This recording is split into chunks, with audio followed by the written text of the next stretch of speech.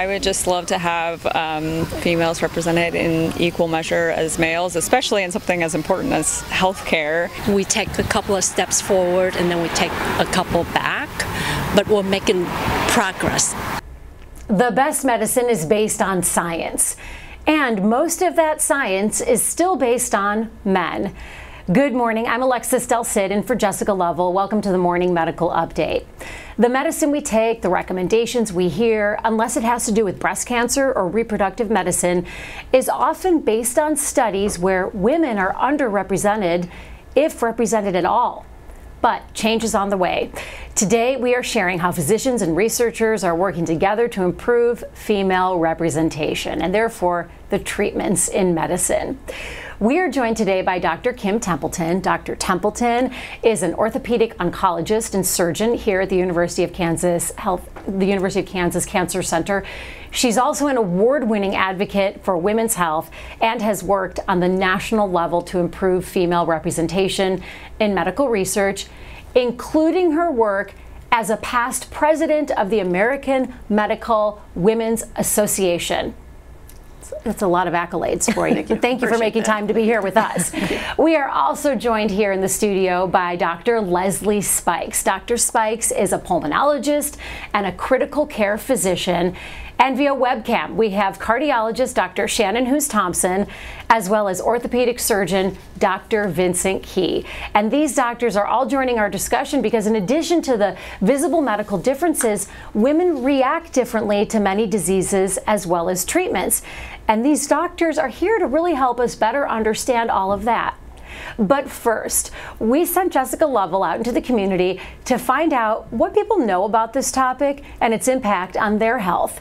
The first question includes a history lesson. Did you know women were not required by law to be included in clinical trials until 1993? We asked people if they found that surprising or not.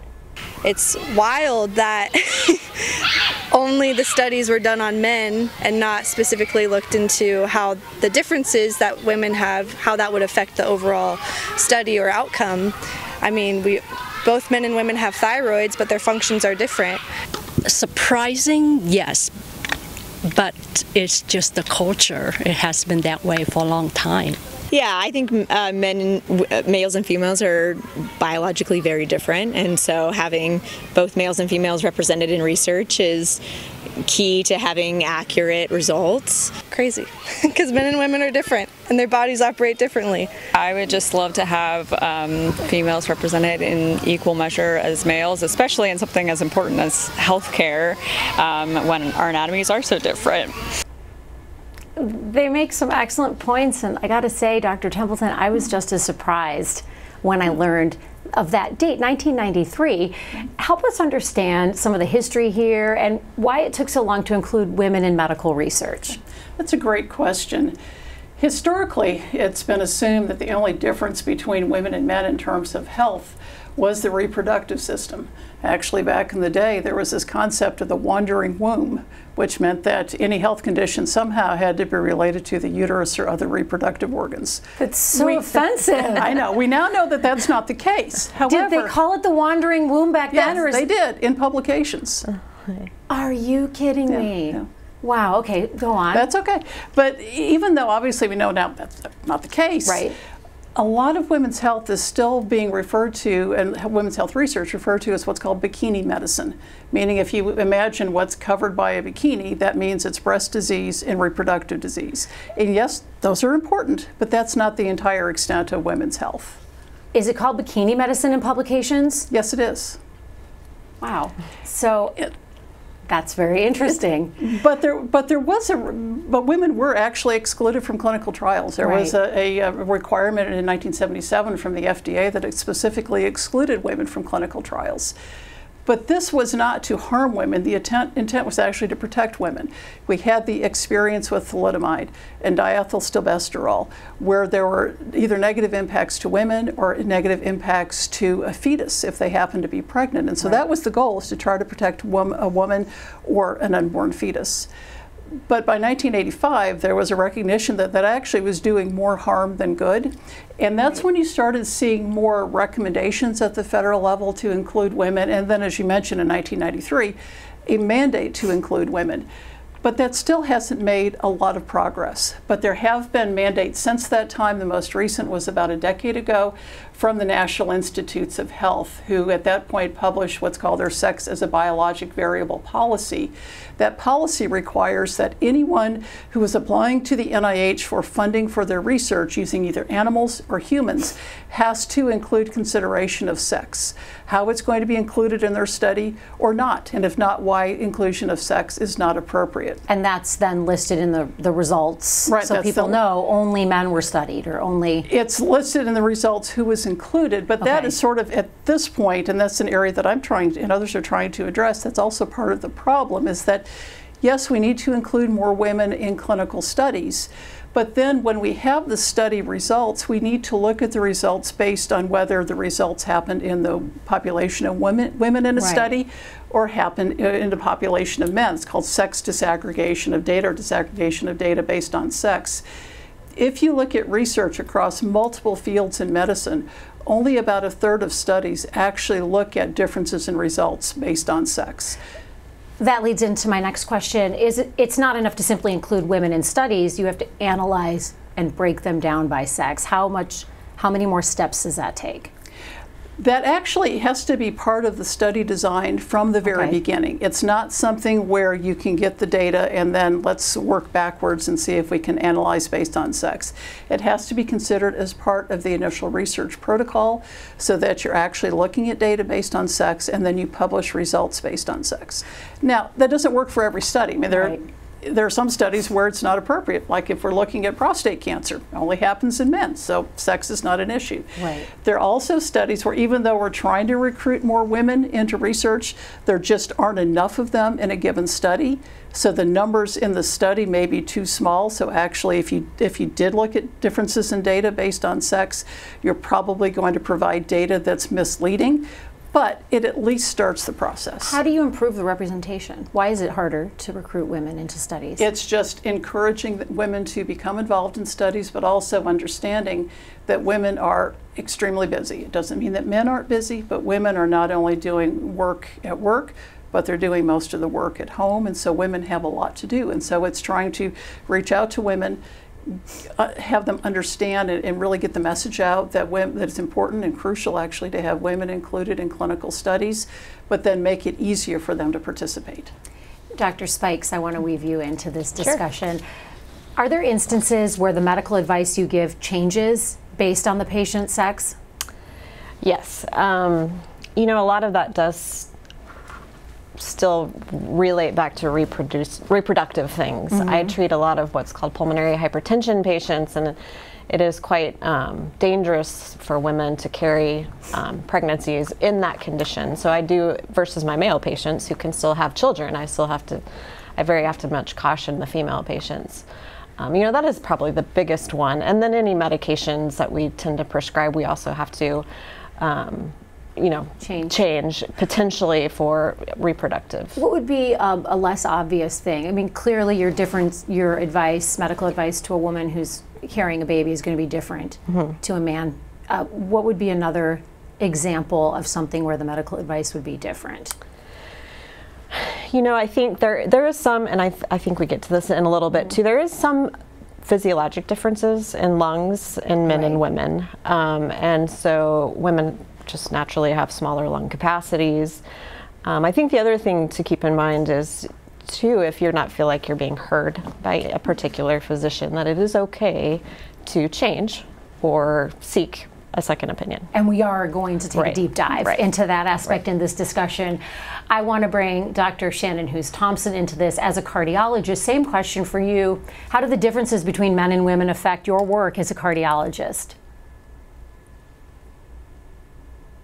Part of it is the unknown becomes a fear factor. And so I think women are fearful of, do we really know how to take care of them? And I think that's a fair thing. Simple things like just about women have about 50 to 75% more common adverse reactions to simple things like blood pressure medications, diabetic medications, heart rhythm medications. And so trying to get them on the right therapies once we do identify a condition is a problem. Dealing with coronary artery disease. Women have just as much coronary artery disease morbidity, mortality as men. And despite knowing that for an extended period of time, which we have focused on with you and in some of our discussions, we're not getting it addressed. We're not dealing with it well. And when you look at basic studies on things like blood pressure, some of the driving studies that were done for subsidy to kind of back up what was previously said, only a third of patients were women, and yet more women have troubles with high blood pressure than men. So just the very basics are under recognized or if we do recognize them, we just haven't evaluated them properly, and again don't know the nuances of the therapies or the direction we have to take things as far as testing and treatment. Dr. Vince Key, when it comes to joints and bones, you're an orthopedic surgeon. Can you talk about some of the key differences when you treat women compared to men? Well, I think the thing is that the treatment a lot of the time is the same. It's the incidence and the prevalence of things. We talk in the sports world about the female athlete and ACL tears, and that females tend to tear their ACLs at a little bit higher rate. And I think some of that is physiologic, more lax joints, things of that nature, but some of it is cultural too, meaning that there's still a little bit of underrepresentation of the female athlete in terms of the way training regimens and other things like that go. The other things that I see a lot in the office are shoulder issues. Females they're more lax than males for the most part, especially in an overhead athlete, that can be an issue in terms of stability of the shoulder. It can also be an incident or issue in the hip. Lastly, I think the other part is looking at female athletes that are runners. And the fact that they get more stress fractures, stress reactions, things of that nature. Part of that, we know that there are estrogen receptors on the bones. We know that eating habits and eating disorders are more prevalent in women than in men. So all of those factors play in to not only tendon and ligament health, but also in bone health. And that's something Dr. Templeton and I have talked about, called each other. I mean, we've been partners for over 20 years. But whether it's 20 years or today, it's still somewhat prevalent. I love that all of our doctors here collaborate and consider themselves partners. Dr. Templeton, what about some of the less visible difference, like hormones and things of that nature? That's a great question. I think people often think of sex hormones like estrogen and testosterone as only being relevant for reproduction.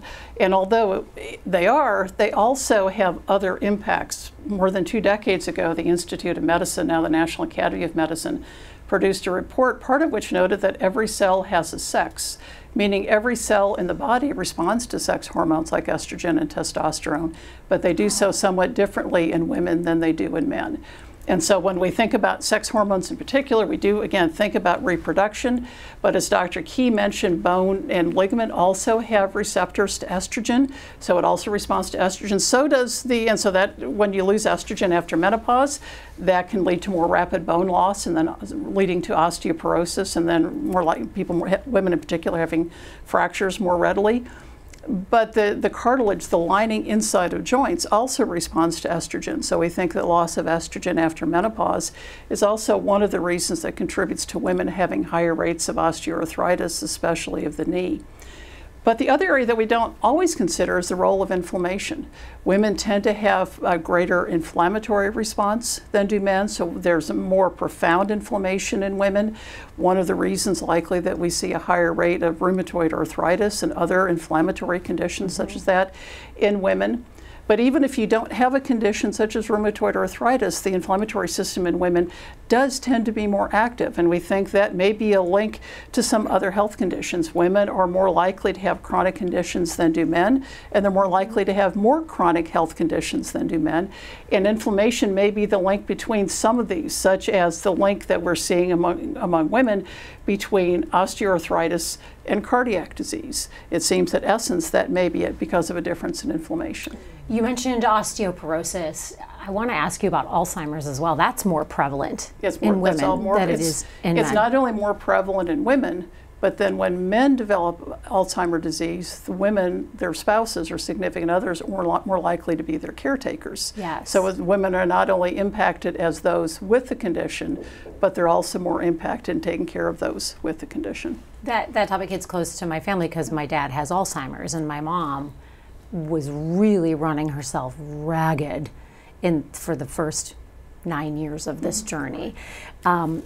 Dr. Spikes, question for you about the lungs. You talked about lungs generally being smaller in women than men. That's so interesting. Tell us how that affects things.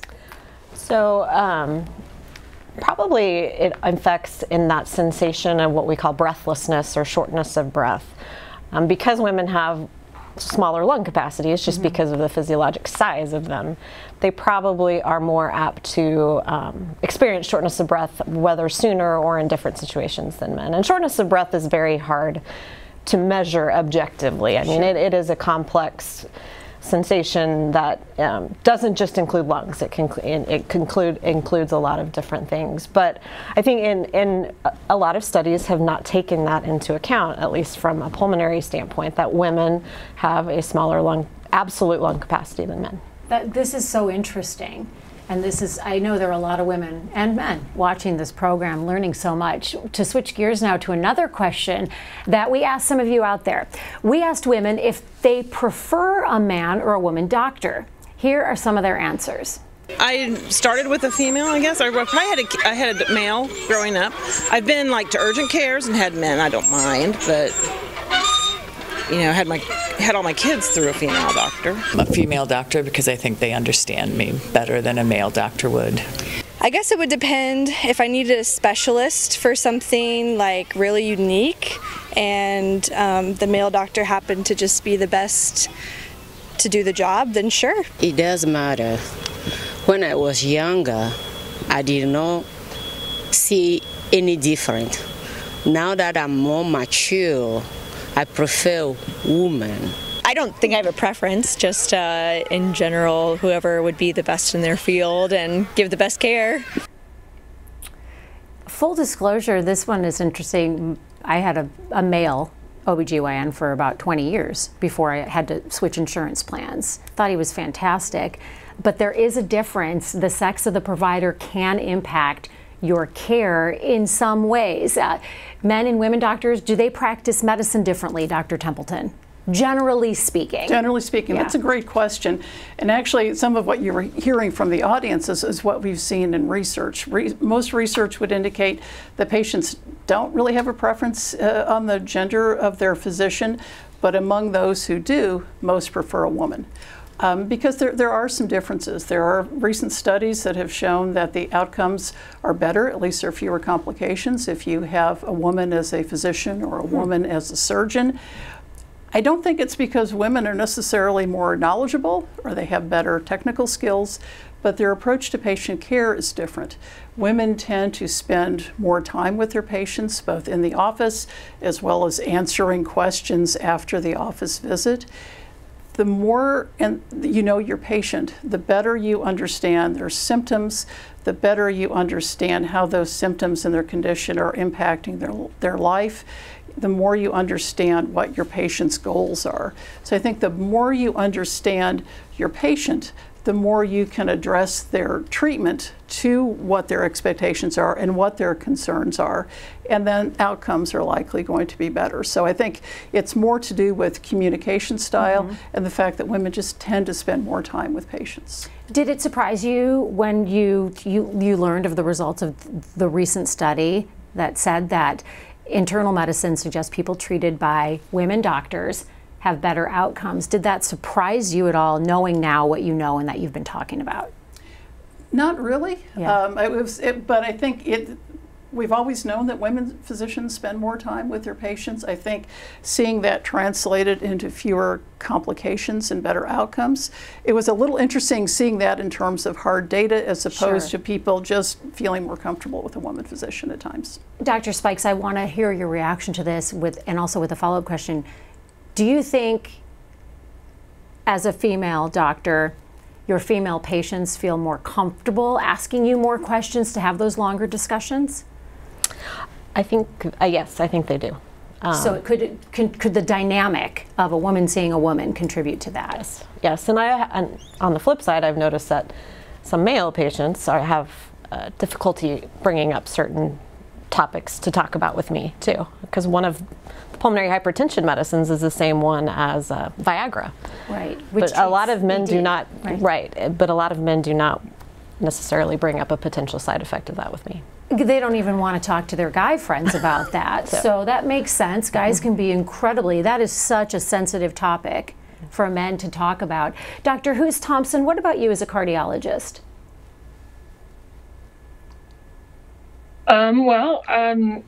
Yeah, women do a great job as doctors, but piggyback that information where we do know that outcomes are definitely equally as good, if not better, when you have a female doctor involved.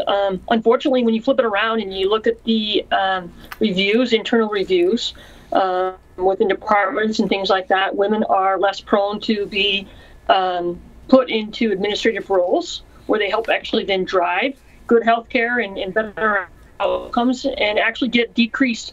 Their internal reviews are actually worse. So our internal departments are not recognizing that we're doing a good job and actually are giving us worse reviews than the men partners. So I do think that there's several different tiers to this, and like it or not, it's real. And while we don't like it to really talk about sensitive topics, it's a very sensitive topic. But I do think the challenges of just practicing medicine are different for men versus women. So as far as why women have different outcomes with patients is because they come from a different background than men as far as their challenges and understanding just the social challenges that patients have with their conditions and with what's going on with their life above and beyond the health condition they're trying to treat. And that is such a great point. And Dr. Key, I want to bring you into this and ask you about pain and symptoms of pain. But first of all, I wish we could all give you a hug because you are a male doctor that we love.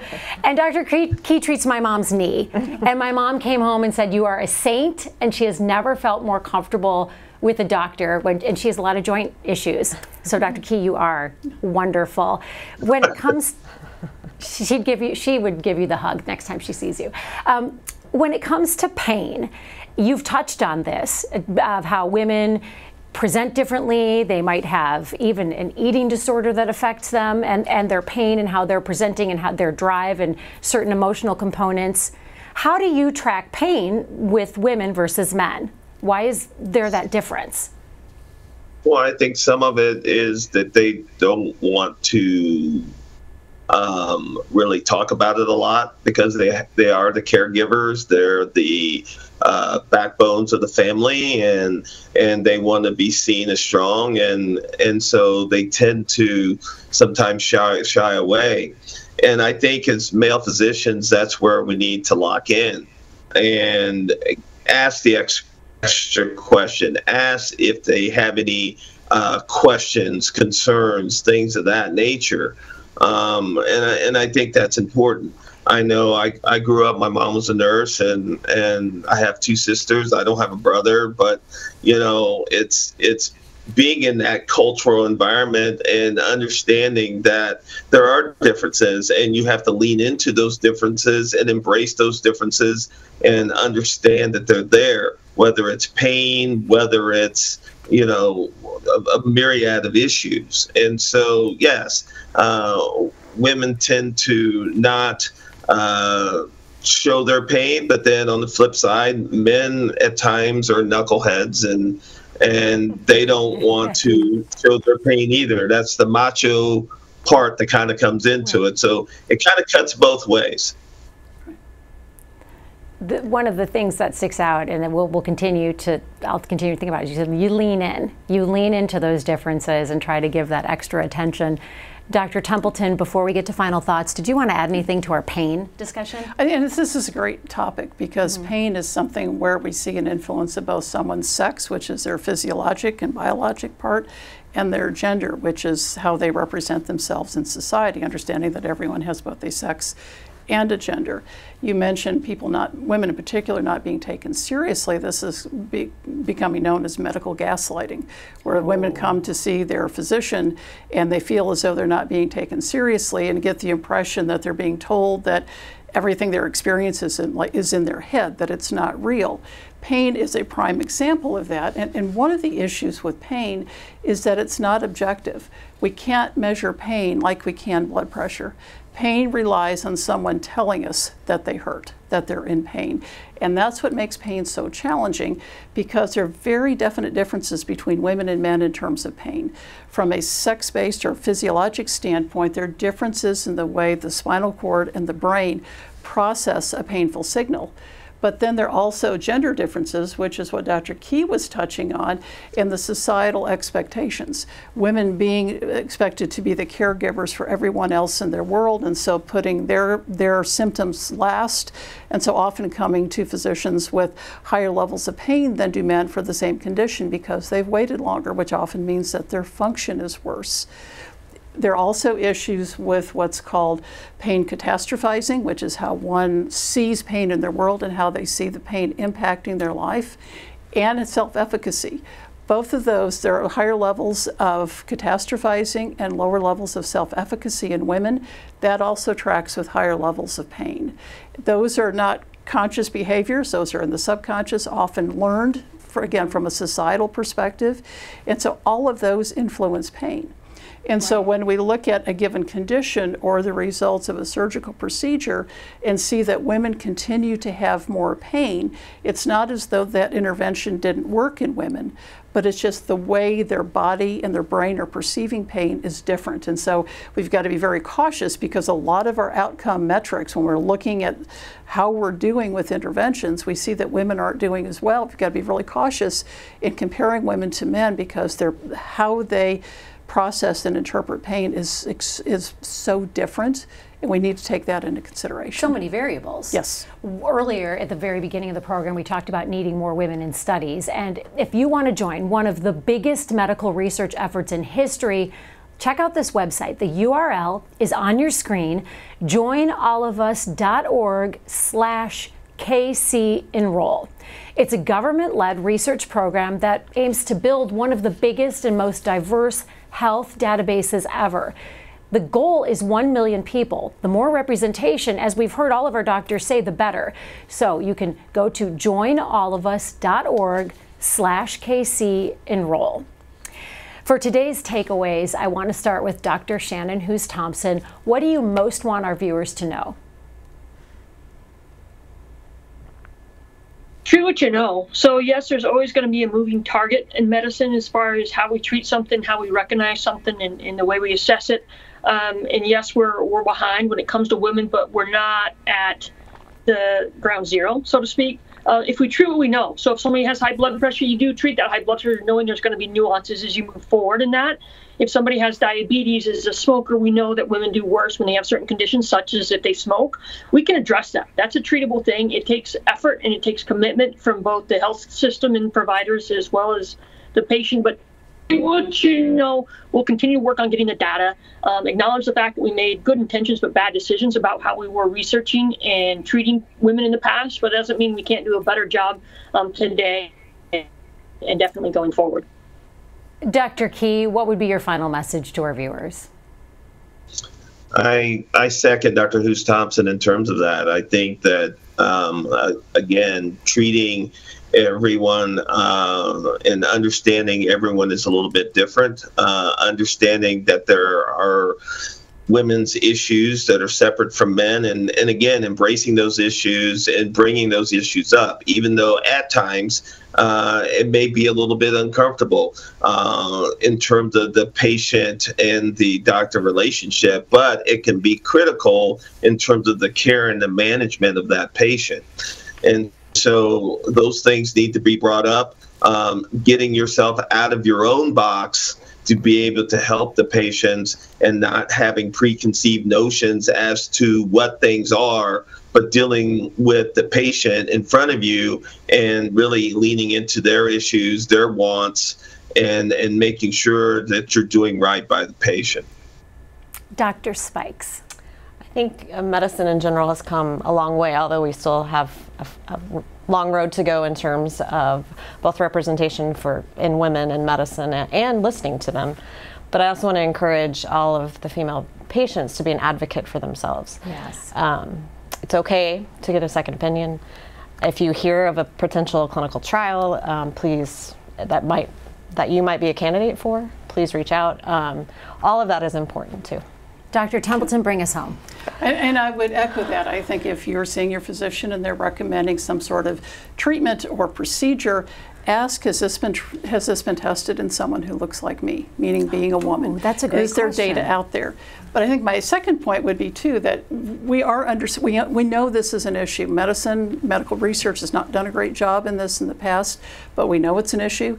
And we're trying to move this forward. It's just that it's really hard to change this because there's so many levels at which this change needs to occur. Yes, the onus is on the researcher to understand that sex may be a variable in their study, but there are also multiple other levels in which this can be addressed.